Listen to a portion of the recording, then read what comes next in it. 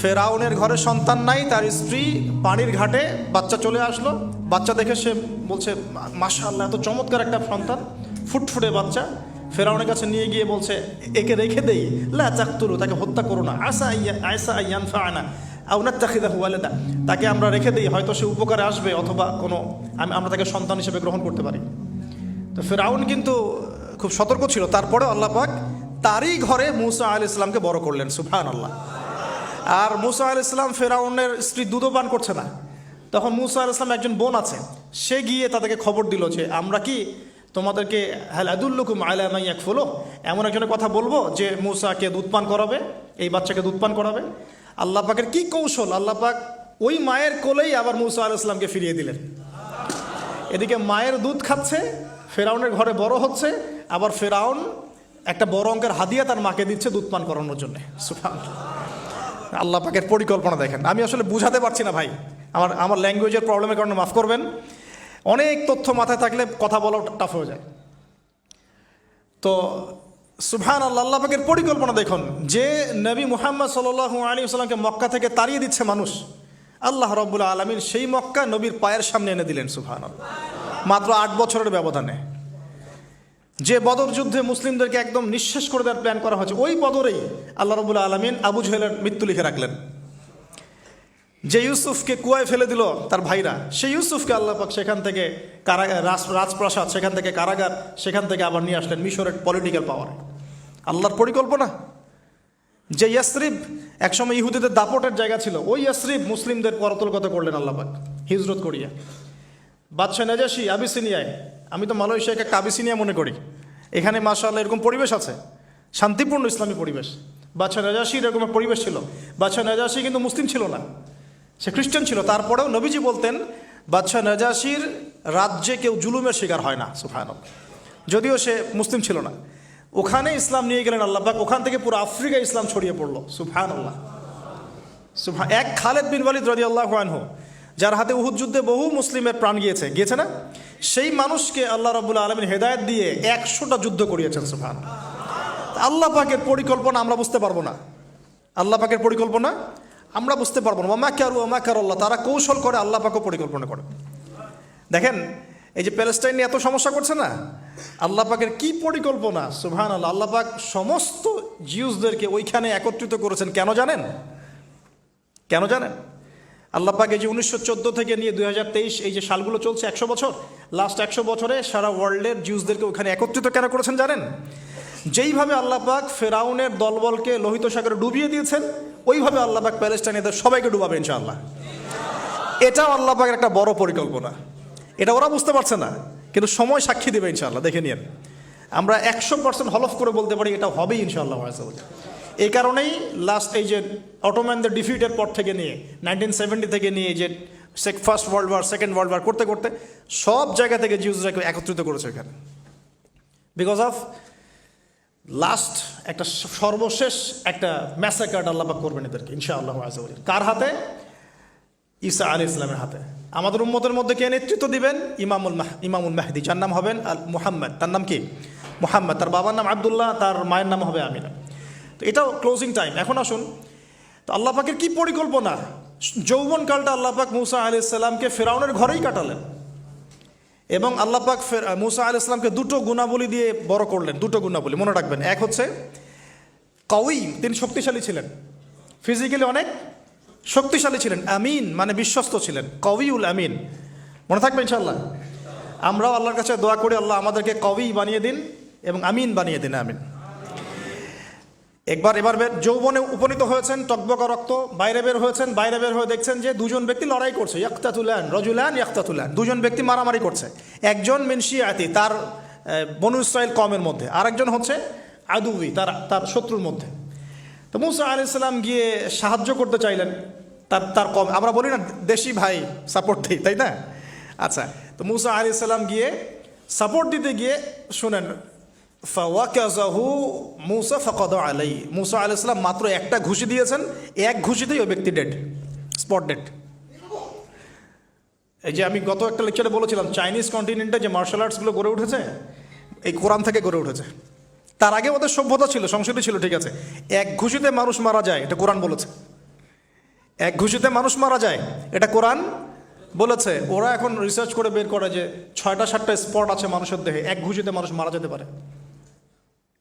কোরআনকে আমরা মূল্যায়ন করি না, কিন্তু কোরআনকে সারা দুনিয়ার অমুসলিমরা মূল্যায়ন করে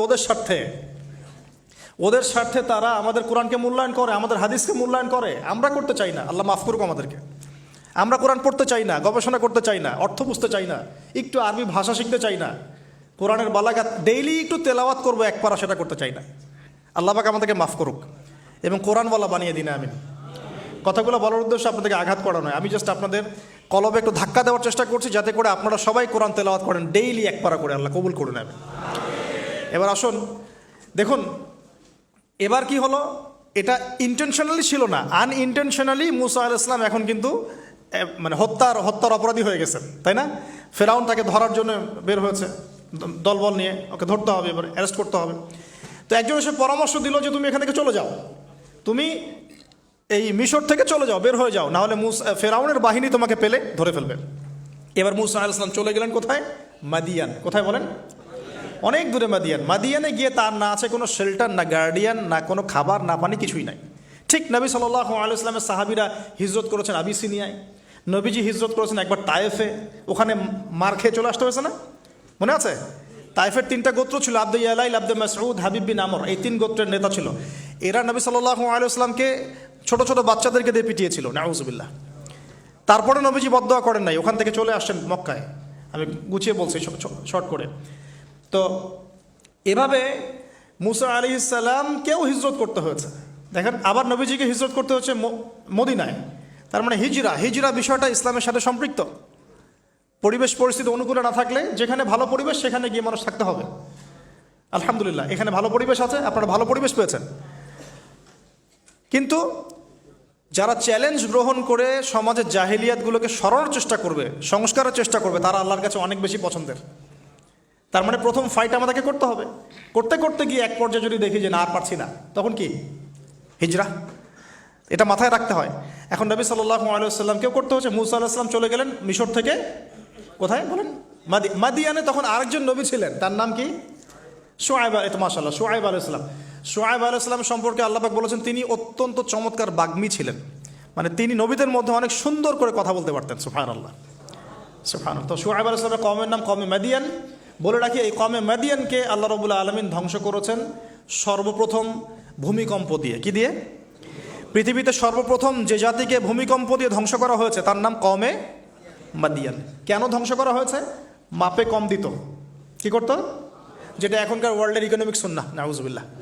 মানুষকে ঠকানো এখনকার ওয়ার্ল্ডের ইকোনমিক সুন্নাহ। এবং এই মানুষকে ঠকানোর জন্য ইকোনমিক সেকশনে রিবা চালু করা হয়েছে। রিবা, সব জায়গায় রিবা, এভরি সিঙ্গল সেক্টর। যেটা under the foundation of World Bank আর IMF। রিবা আছে কি নাই? আর আমরা তো রিবাটাকে এখন মনেও করি না যে মায়ের সাথে জেনা করছি, মায়ের সাথে জেনা করছি। এটাই তো হাদিসের কথা।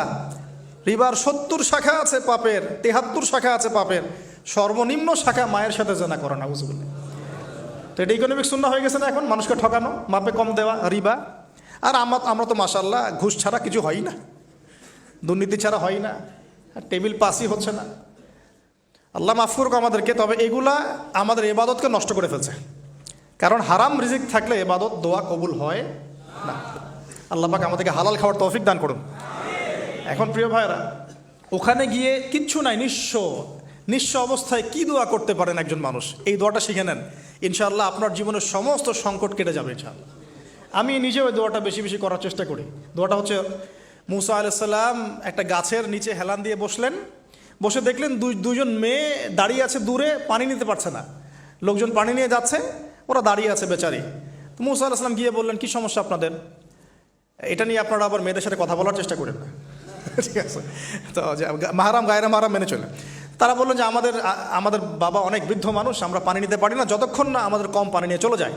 তো মুসা আলাইহিস সালাম তো একটু বললাম না, ফিজিক্যালি খুব স্ট্রং ছিলেন। থাকে না বডি বিল্ডার, সামনে গিয়ে কথা বলে সরব, পানি নিতে দাও, তখন মানুষ একটু মূল্যায়ন করে না।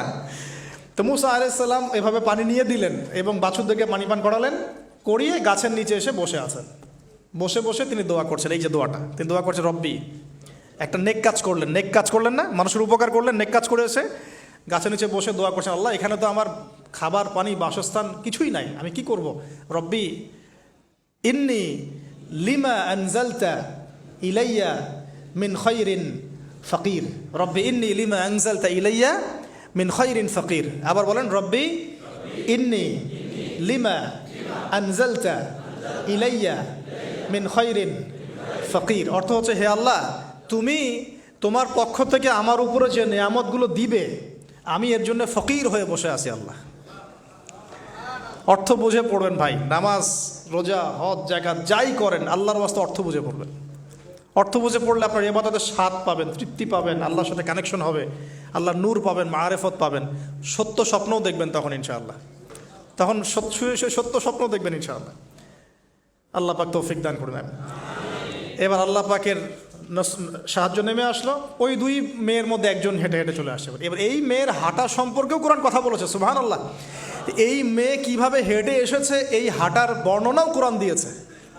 কোরআন বলেছে এই মেয়ে হেঁটে আসছে লাজুক পায়ে। কি পায়ে? এখন আপনি এই পুরো ওয়ার্ল্ডের মেয়েদের হাঁটা দেখেন, লজ্জা আছে? তাহলে মেয়েদের সাথে লজ্জা একটা গভীর সম্পর্ক আছে। এই মেয়ের প্রশংসা আল্লাহ পাক কোরআনে করলেন, লাজুক পায়ে লাজুক ভঙ্গিতে অবনত নয়নে সে হেঁটে আসলো। এই মেয়ে এসে বলছে, আমার বাবা আপনাকে ডাকেন, আমার বাবা আপনাকে ডাকছেন। তিনি গেলেন, বাবা শুআয়ব আলাইহিস সালাম। তখন এক বোন ইনডাইরেক্টলি বাবাকে বোঝাচ্ছে যে বিয়ে শাদী দিলে ভালো হয়। এক বোন বলছে যে আপনি তো তাকে পুরস্কৃত করতে চাচ্ছেন, তাহলে এইরকম কবিউন আমিন একজন মানুষকে সবচেয়ে ভালোভাবে পুরস্কৃত করা যায় তার যথাযোগ্য প্রতিদান দেওয়ার মধ্য দিয়ে। তো মেয়ের ইশারা বাবা বুঝেছেন, তিনি নিজের এক মেয়ের সাথে মুসা আলাইহিস সালাম বিয়ে দিলেন, সুবহানাল্লাহ। তবে শর্ত দিলেন, দেনমোহর কি? মোহর তো নাই। মোহর কি? এবার মোহর হচ্ছে 8 বছর তোমাকে আমার ফার্মে কাজ করতে হবে। এটা আগেকার একটা স্টাইল ছিল, সুন্নাহ। এটা এখন নাই যদিও, আগে এরকম ছিল যে দেনমোহর দেওয়ার জন্য এই একটা পদ্ধতি ছিল। যেমন ইয়াকুব আলাইহিস সালামের ক্ষেত্রেও এরকম 7 বছরের কথা আসছে, তিনি 7 বছর তার শ্বশুরের ফার্মে কাজ করেছেন। এটা নতুন ছিল না ওই সময়, এটা কমন ছিল। এখন যেমন আমাদের দেশে কমন 10 লাখ টাকা মোহর হবে, 10,000 টাকা দিব, বাকিটা সব বাকি, তাই না? তো এরকম আর কি কমন কিছু বিষয় থাকে আর কি। আস্তাগফিরুল্লাহ, মাফ করো। বলবে বাসরাতে, বলবে আমাকে মাফ করে দাও। শুরুতেই নিজের গায়রথহীনতার পরিচয় দিল। আবার এদিকে শ্বশুরের কাছে মাশাআল্লাহ মোটা অঙ্কের ডোনেশন নিতে চাচ্ছে, যৌতুক। বিয়ে আমাদের ওখানে মাশাআল্লাহ